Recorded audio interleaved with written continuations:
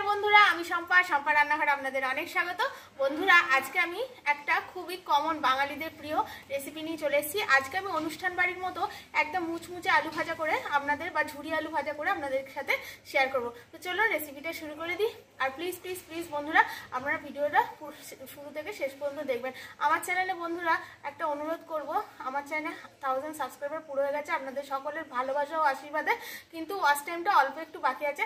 আপনারা যদি আমার পুরো ভিডিওটা দেখে আমার ওয়াচ টাইমটা বাড়িয়ে দেন তাহলে আমার মনিটাইজেশন করতে একটু সুবিধা হয়, একটু সহযোগিতা করবেন গো বন্ধুরা।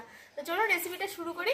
প্রথমে আলুগুলো ছাড়িয়ে নেব, ভালো করে পরিষ্কার করে ছাড়িয়ে ধুয়ে নেব। এগুলো খুব পরিষ্কার করে ছাড়িয়ে ধুয়ে নিয়েছি।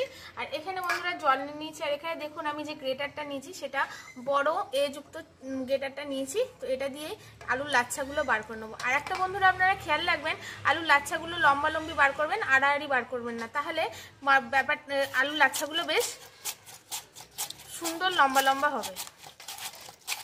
আলুর লাচ্ছাগুলো দেখুন বার করে নিয়েছি।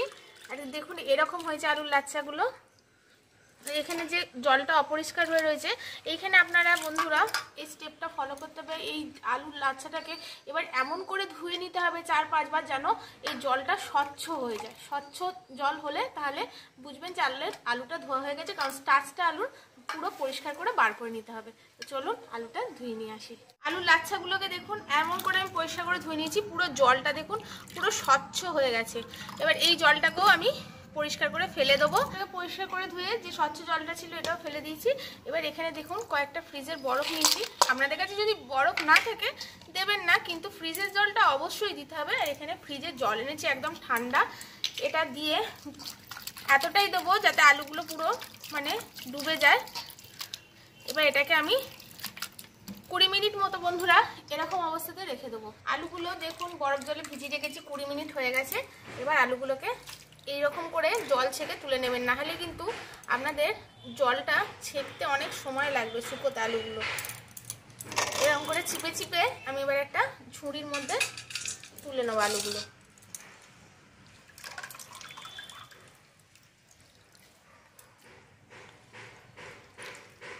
যতটা পারবেন সম্ভব হবে জলটা বার করে দেবেন।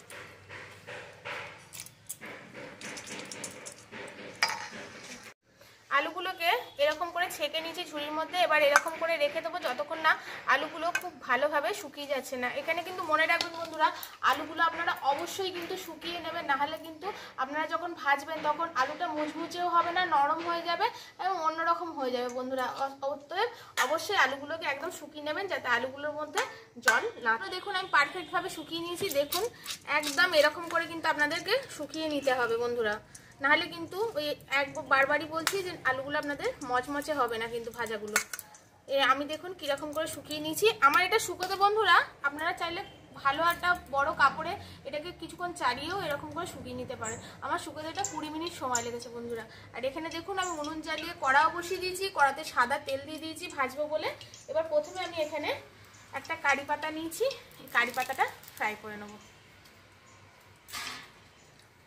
এখানে কারি পাতাটা বন্ধুরা অ্যাভেলেবেল ছিল তাই আমি দিলাম। কারি পাতাটা দিতেই হবে, তার কোনো নেই। আর কারি পাতাটা ঠান্ডা তেলেই দেবেন, না হলে কিন্তু তেলটা গরম হয়ে গেলে কখন কারি পাতাটা দিলে না প্রচুর ফাটে। তাই আমি ঠান্ডা তেলেই আগে কারি পাতাটা দিয়ে দিয়েছিলাম। আর তেলটা গরম হয়ে দেখুন ফাটেও নি বেশি, এটা ভাজা মতো হয়েই এসছে। এটাকে না, পাতাগুলো ভাজা হয়ে গেছে তুলে নিয়েছি। কারি পাতাগুলো আগে ভাজলে বন্ধুরা কারি পাতার যে একটা ফ্লেভার থাকে না সেটা তেলের মধ্যে চলে যায়, তারপরে আলু ফালুগুলো ভাজলে আলুর মধ্যেও কিন্তু সেই ফ্লেভারটা চলে যায়। তাই আমি কারি পাতাটা আগে ভাজলাম। এবার কয়েকটা চিনে বাদাম ভেজে নেব।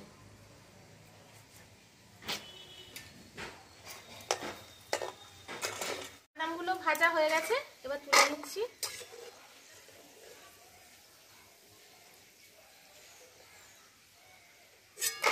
অল্প অল্প করে আলুগুলো দিয়ে ভেজে নেব। এই যে বাবলগুলো হচ্ছে বন্ধুরা, যখন দেখবেন এই বাবলসগুলো আসছে না তখনই বুঝতে পারবেন যে আলুগুলো ভাজা হয়ে গেছে। আমি আপনাদেরকে দেখুন বাবলসগুলো আর খুব একটা নেই, তো এবার বুঝতে পারবেন যে আলুগুলো হয়ে গেছে। তখন আলুগুলোকে এরকম করে ছেঁকে তুলে নেবেন।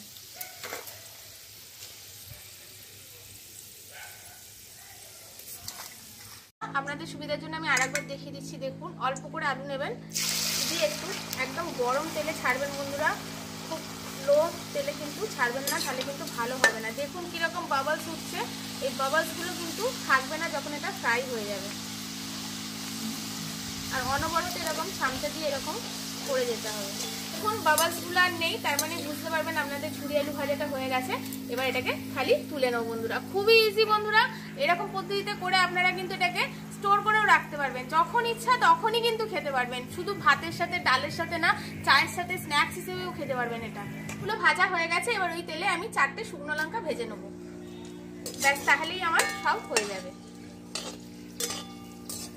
বিয়ে বাড়ি অনুষ্ঠান বাড়ি আলু ভাজা বন্ধুরা সাধারণত নুন দেয় না। আপনারা যদি চান নুন দিতে, তো এই রকম স্টেপে আপনারা অল্প একটু বিট নুন বা সাদা নুন ছড়িয়ে দিতে পারেন। দেখুন কতটা মুচমুচে হয়েছে, একদম আওয়াজটাই শুনে আপনারা বুঝতে পারছেন কতটা মুচমুচে হয়েছে। একদম ঝুড়ি ঝুড়ি আলু ভাজা,